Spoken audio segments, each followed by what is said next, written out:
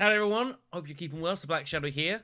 I want to put together this short video just to give you guys a bit of information regarding the channel, current ongoings, and what to expect coming up regards to content as well, of course, as future competitions, as well as some details regarding my whereabouts.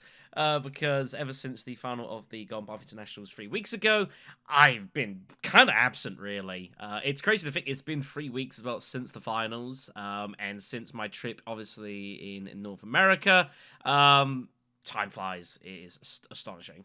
So first of all, I guess we'll start with myself and where I've been. So things are super busy on this end of things at the moment. To give you kind of an idea, I was traveling, as mentioned, in North America for a couple of weeks, first to Toronto and then Seattle. It was a fantastic couple of weeks, by the way, almost non-stop, but had an absolutely fantastic time in both places. Caught both of them on pretty decent weather, including Seattle, which was shocking, but absolutely beautiful Pacific Northwest. I had my friend who passed away during the Imperium Cup was living in Vancouver, sort of, not far from Seattle, and going there, I can see why I went there on a work visa. It was like, I want to stay here. Really nice. Anyways, so I went and did that for a couple of weeks, and doing the finals with CJ over in Seattle as well was not the original plan, bench imagination, but it was probably a happy situation that it did. It was a lot of fun. 2 really good games, and being able to cast the finals with him sort of in the booth live together was a good experience for us. I think it was a good experience for people watching as well. And both the finals matches were really good games as well. So it was a great success. And, organizationally, even though there was a slight delay on that, I can't complain at all. The GPIs went really well. It still astonishes me how fast it filled up with the player count, and that only holds good things for the future. We'll talk about the next competition of that regards in a little bit. So, from there, this is how my life has gone. I started flying back, say, on the Tuesday morning, whatever it was. From there back to London was a 24-hour trip via Denver. As it turns out, it's a long way from Heathrow to Denver, and that's not where you started from either. It's a pretty brutal trip, but it was what it was. So I touched back like on the Wednesday afternoon in Heathrow. I get back, I crash because I can't sleep at all when I'm traveling. I just never do. And literally the next day, I'm out going to where I'm probably next going to be living. I'm moving where I am in about 5 weeks or so to somewhere, and I might not even be there that long. I'm kind of in this weird sort of limbo period at the moment. So still suffering and getting over the jet lag and everything. I was out literally doing that. I get back to where I am currently that night, and the next day from that, I crack on with other stuff I'm doing. I have a YouTube and Twitch channel, Black Shadow 993, YouTube that I've had for like over a decade now. I do a lot of Let's Play content for video games, sort of specializing in survival horror stuff. So Resident Evil 4 Remake got released as I was overseas, and I've done pretty much every game in the entire series. So I was literally back and getting on with that. I had about a week to play the game because I was involved with a podcast with a group I'm with that following Saturday. So just absolutely full on. And that's what, again, trying to organize where I'm going to be living, starting to get things in for that, and other bits and pieces going on. So it has been crazy busy. TLDR, that's kind of why I haven't really been around the hidden assets. I've had no time. And the thing is, on top of that, I was sort of originally going to try and keep half an eye on the War of Life Open currently going on, but we looked at the schedule, it's just like, there's no way it's going to happen. It's just impossible realistically. So Holy Boss is currently the main chief organizer for that. CJ's been giving a hand as well. I've kind of stood back from that one, let it crack on. Now, while RA4 is done and things are a little bit calmer now, there's still going to be a little bit of uncertainty for me in a few weeks or so time. But there is a little bit of time currently where I have a bit of opportunity to do bits and pieces. As such, what I've been trying to do is getting back into the LFG streets on TTS Club. So competition-wise, we've had 2 since I got back. We had the Water Life Open, which I mentioned, which I got absolutely nowhere in. And we've also got the Muad'dib Melees, which Cheesable is starting to organise. We had our first one back in April. I think it's a great idea having these one-day competitions, but they are not the easiest to run, as Cheesable definitely realized going into it and knew that it was going to be busy. But we had all 64 players in April, and it was a good event, even though I streamed all the games and got smashed in all of them. Like, it got absolutely nowhere. I wasn't the happiest bunny in the midst of that, admittedly, for those who watched, but I do thank who did. And I'll talk about that sort of thing in a moment. But something that made myself very clear in those competitions is that I wasn't ready for them. And not just because I'd only just traveled back to the country and was literally playing competitions game, but it was not a good idea. I would not advise you to, spend a day traveling, get back, suffer from jet lag, and like 2 days later get involved in competition games. It's probably not a good idea. But the other thing that became very apparent to me, and I was always kind of realizing, is the fact that I just hadn't really been having any chance to play any Dune Imperium games. And I'm sure CJ will attest to this, and I actually reckon the likes like Orski and Cheese will also somewhat attest to it as well. The problem is that when you're involved in sort of content creation, and you're involved in organizational stuff, it's actually difficult just to play the game that you're involved in the first place. Think about the Golden Path International. So it ran for, say, 3 months. In that time, I commentated over 50 matches over the course of the competition. That is over a quarter of the games in the entire event. And I commentated at least 50 of them, which I enjoyed. I'm glad. And again, really thanks to everyone who watched along for those, both the pre-records and such like that.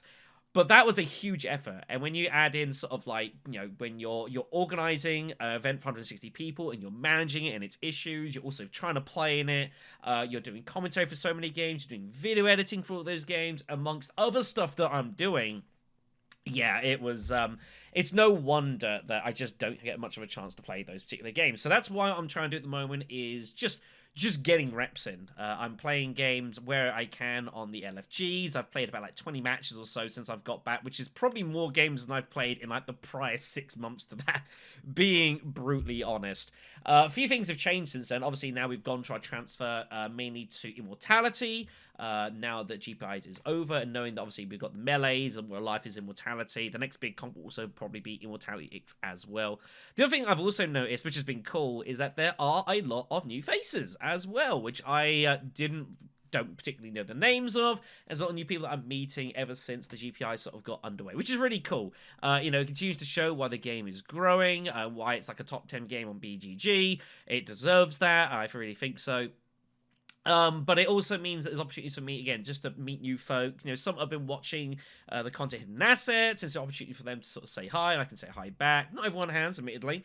But yeah, there's a lot of people on that. I do think, as a slight inside note, the Looking for Dune thread in TTS Club is averaging the best part of about 500 games a week.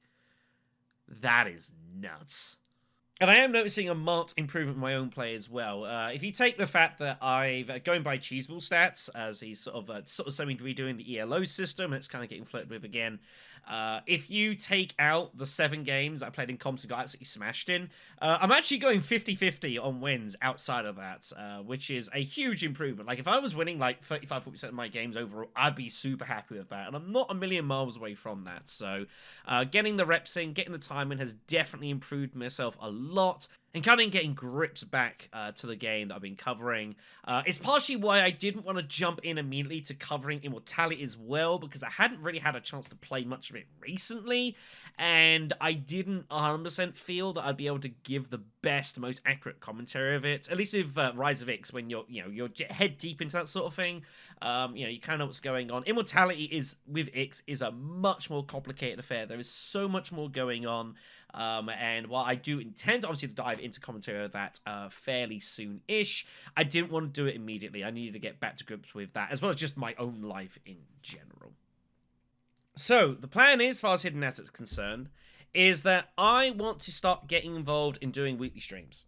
This is something that I've been wanting to do, and CJ's also been kind of wanting to do as well. He's been sort of doing on the side. We've had, obviously, like, unboxings. He did the recent painting of the Dreadnought, as well as kind of hanging out streams, and just little bits and pieces on the side, kind of keeping things ticking over. But I do want to get involved in actually streaming some games live. I think it's fun. It is difficult. Don't get me wrong. If you want to play well in a game, you probably shouldn't stream while you're doing it. It's really, really hard to do both things at once, but there is a degree of fascination as well, and it's cool. We got like Paul Denon comes by from time to time as well, which is really appreciative. Again, even if I wasn't the happiest bunny in the last stream, I'll try and improve on that a little bit, but you know, I was not playing well. I had nothing to be happy about. As well as that, obviously we have currently got the Water Life competition currently ongoing. We are just getting into the quarterfinals of stage, I believe, and it's very possible I might start jumping into some commentaries for that. I'm not 100% sure at the moment, but I will try and start getting involved in those, because I think that'd be cool to do and kind of get into grips with that. And we do have the Muad'dib melees as well. I want to make him a special mention for the melees, because as I mentioned, I think it's a really cool idea. Doing like a one-day competition monthly at the moment, I think is really awesome.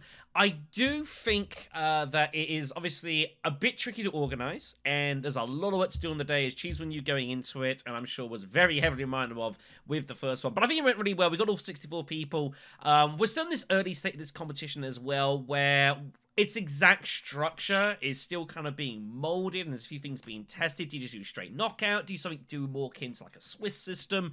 All feedback's being inputted and received at the moment, and we're very much at a stage of that where I think it's something that we should 100% get behind. And I think it's a really cool to be able to do that and just have sort of one Saturday a month put aside for a big one-day Dune comp. I think is a really cool idea.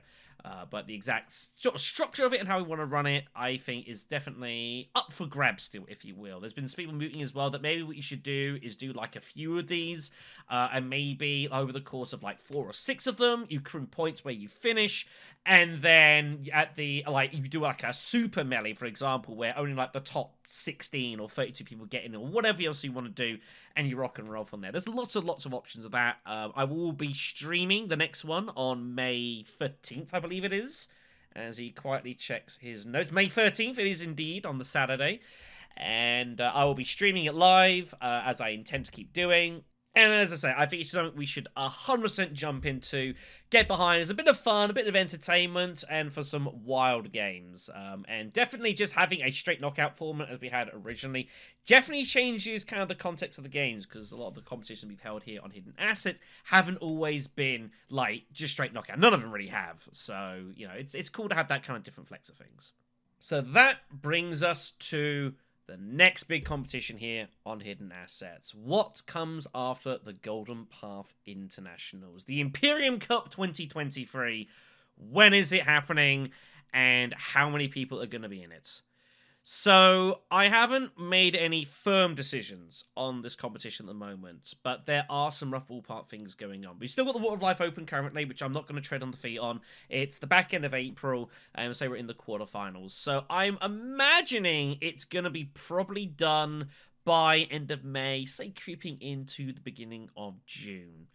Obviously, I'm also aware that the summer is up and coming, and obviously that might affect slightly availability. Not everyone's going to be around, but, you know, that thing. It's a longer format competition, especially with the group stages as well. So I don't think, unless you're gone for like, you know, you're in some with no internet for like 2 months, you'll probably be able to get involved and participate. So the rough plan at this moment, really rough, is that we are going to host the next big competition over the course of the summer. If I was to say July in huge quotation marks and whatever else, then consider that your rough ballpark. Depends slightly when the Water Life Open is going to finish, and then we'll start putting out feelers for sign-ups, which will be done via the Hidden Assets Patreon. We won't be charging really much anything. It's as much kind of a verification process as much as anything else, because the competitions, we do want to take them forward towards the next step. And we'll be following sort of similar to other things. It'll be like, basically like there's low an entry fees, whatever. It's just making sure that people are obviously getting involved and getting in, and that there's no issues there, and everything can be verified and everyone's happy. That's basically where we're at with that. The competition will be Immortality and X combined. It will be both expansions. That is pretty much for sure. I will be retaining a similar style of format to what I've done previously, i.e. having sort of the group stages, and then a few series of knockouts. Knockouts, I suppose I should say, in quotations as well. It was noted in the last comp that maybe the round of 14 I had was I don't want to say redundant, but it was like more people kind of got through than didn't. And that was slightly because of the fact I had to change the structure 120 to 160 people. And like 160 people just didn't really work with the format I had currently. So I kind of had to put it in the middle. And that's fine.